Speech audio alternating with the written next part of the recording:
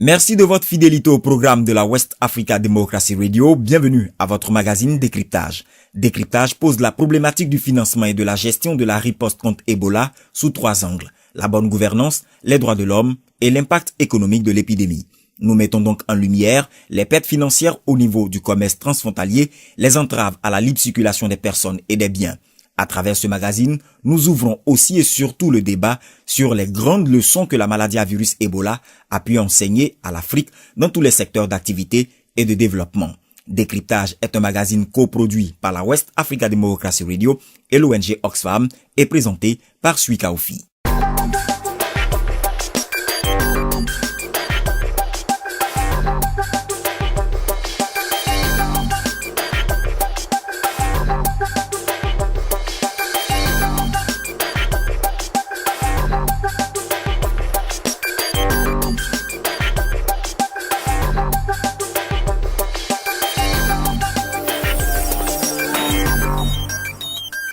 Pour ce premier numéro du magazine Décryptage, nous parlerons de la maladie à virus Ebola et de son impact économique dans les pays de l'Union du fleuve Mano.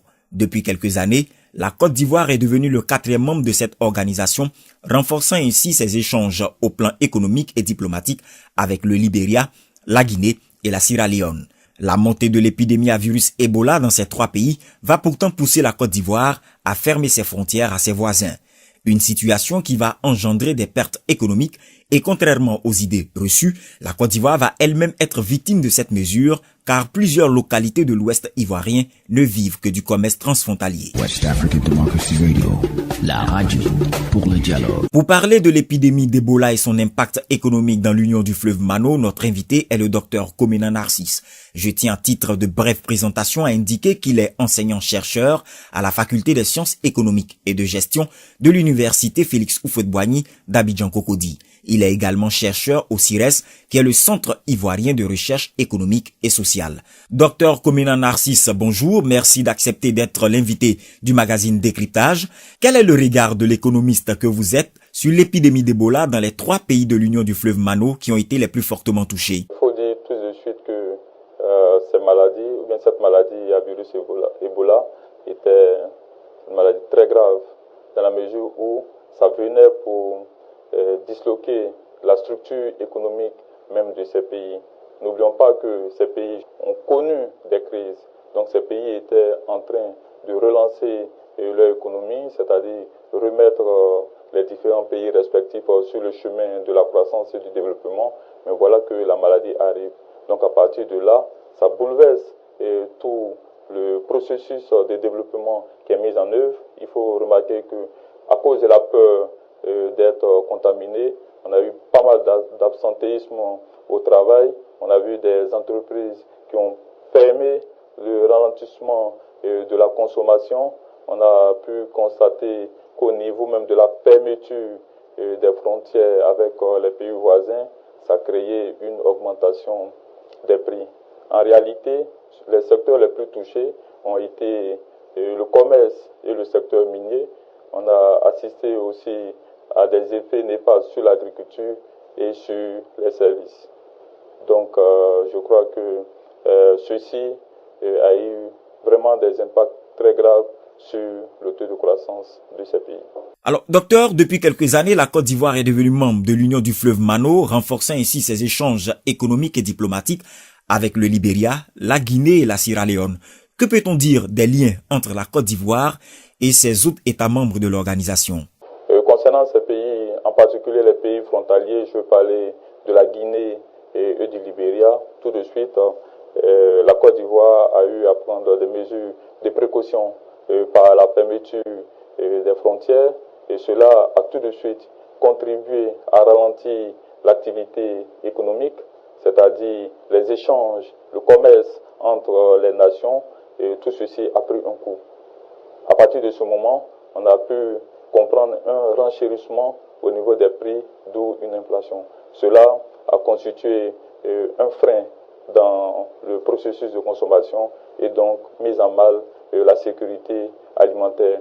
Mais il faut préciser également qu'au niveau de la fermeture des frontières, ça a eu un impact aussi négatif sur l'acheminement des produits sanitaires en vue de prendre soin des populations touchés par le virus Ebola. Il s'avère qu'à un moment donné de cette épidémie, Ebola est devenu un problème régional avec un cas au Sénégal, des contaminations au Mali et au Nigeria. De façon globale, quel est l'impact socio-économique de cette maladie de façon plus générale en Afrique de l'Ouest? En Afrique de l'Ouest, tout de suite, au niveau des échanges, le processus d'intégration va connaître un frein. C'est-à-dire qu'au niveau des échanges simples entre les pays, il y a eu ce qu'on appelle un détournement. Et les partenaires habituels vont commencer à chercher d'autres partenaires. C'est-à-dire que si on avait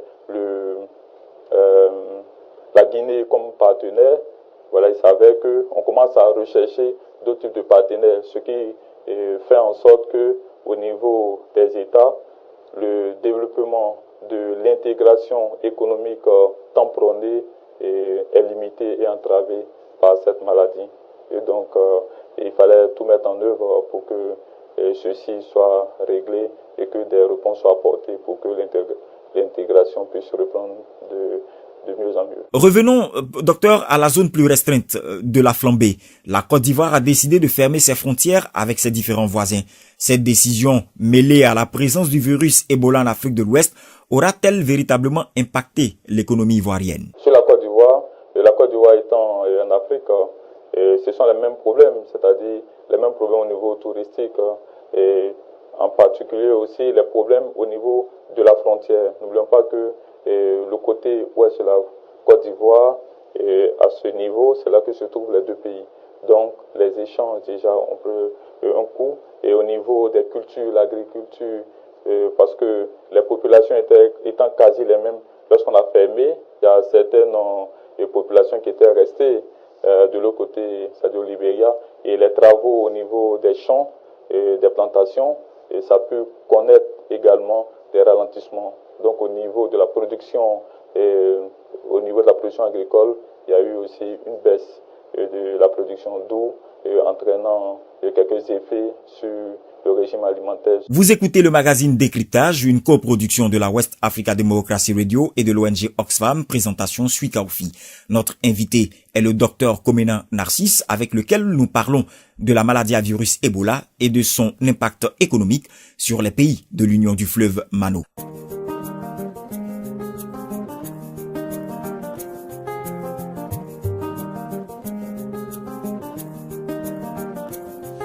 Il y a déjà la malaria et le sida qui nous tuent.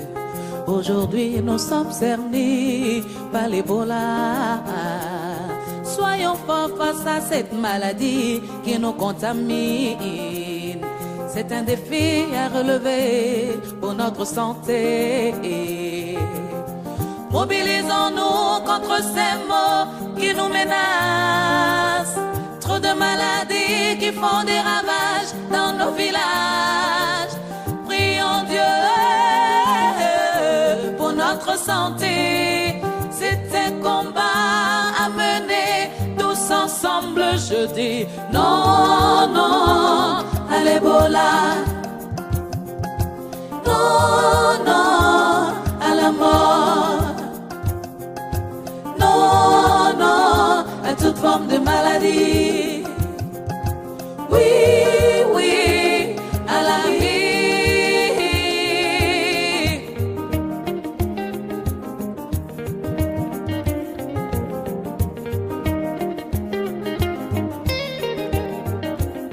Notre santé est primordiale.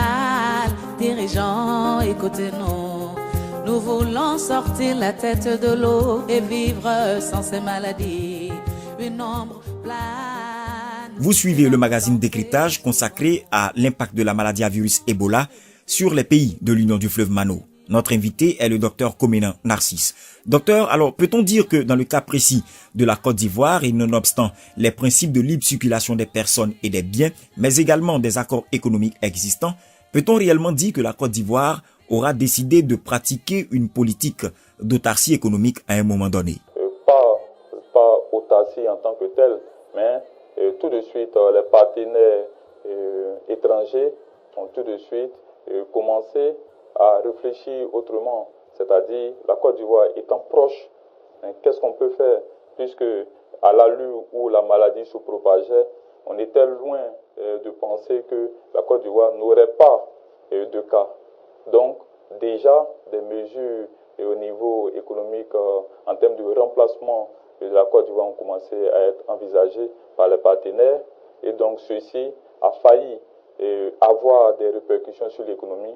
Mais tout de suite, le gouvernement a anticipé et a pris des mesures dans le but de donner confiance aux investisseurs et dire que la Côte d'Ivoire est en train de tout mettre en œuvre pour éviter que la maladie puisse pénétrer sur le territoire ivoirien. Au lieu d'évoluer dans un principe de risque calculé, puisque nous sommes en économie, la Côte d'Ivoire a cédé, peut-on dire, à la panique due à une situation sanitaire de crise.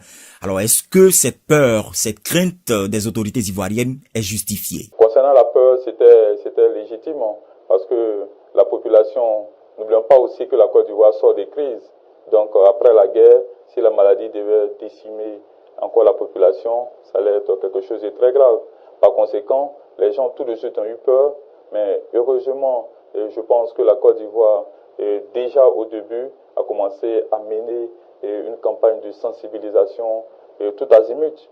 Et donc, le gouvernement a considéré ou bien a pris des mesures comme si la maladie était déjà là. Donc, par des mesures de sensibilisation, par un changement de comportement, cela a contribué à faire en sorte que les uns et les autres puissent prévenir la maladie. Et donc, la peur qui avait gagné les uns et les autres a commencé à descendre. Et donc, et au fur et à mesure, on a senti une maîtrise des comportements et une assimilation. Les populations ont pris en compte les comportements pour aller contre la maladie, de telle sorte qu'on a pu assister dans cette période que les maladies habituelles telles que le choléra et la fièvre typhoïde, ces maladies même ont dû baisser parce que les comportements étaient déjà intégrés au sein des populations. Docteur, vous avez fait tout à l'heure allusion à la crise d'une dizaine d'années que la Côte d'Ivoire a vécue. Et cela m'amène à vous demander, est-ce que la Côte d'Ivoire et plus généralement les pays de l'Union du fleuve Mano étaient prêts à affronter Ebola? Économiquement, les pays africains en particulier ne sont pas préparés.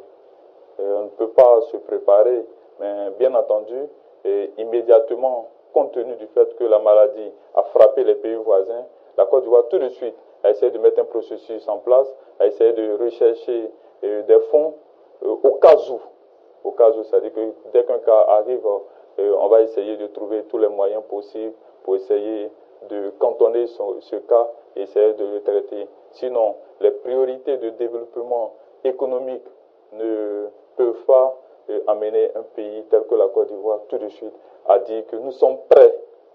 Parce que être prêt, c'est être prêt au plan du personnel. Être prêt, c'est être prêt au plan des infrastructures. Être prêt, c'est être prêt au plan des finances et des appuis extérieurs. Si on n'a pas de laboratoire déjà pour faire les analyses, pour savoir à partir d'ici si on peut, et si on a la maladie ou pas, on ne peut pas dire qu'on est prêt. Mais la Côte d'Ivoire a fait beaucoup de politiques, beaucoup d'efforts pour tenter de se préparer pour un éventuel cas concernant la maladie à virus Ebola. Merci Dr Komena Narcisse d'avoir répondu à nos questions. Je tiens à rappeler que vous êtes enseignant-chercheur à la faculté des sciences économiques et de gestion à l'université Félix Houphouët-Boigny d'Abidjan-Cocody. Vous êtes également chercheur au CIRES, qui est le Centre ivoirien de recherche économique et sociale. West African Democracy Radio, la radio pour le dialogue. Ce premier numéro de votre magazine Décryptage nous aura permis de faire un survol assez large de l'impact économique d'Ebola sur les pays membres de l'Union du fleuve Mano. Grâce aux éclairages du Dr Komena Narcisse, nous avons pu comprendre que la maladie à virus Ebola a mis à mal l'intégration économique régionale, entraînant des situations de flambée de prix et de perturbation du commerce transfrontalier. Merci de nous avoir suivis et à très vite pour un autre numéro de votre magazine Décryptage, toujours sur les antennes de la West Africa Democracy Radio.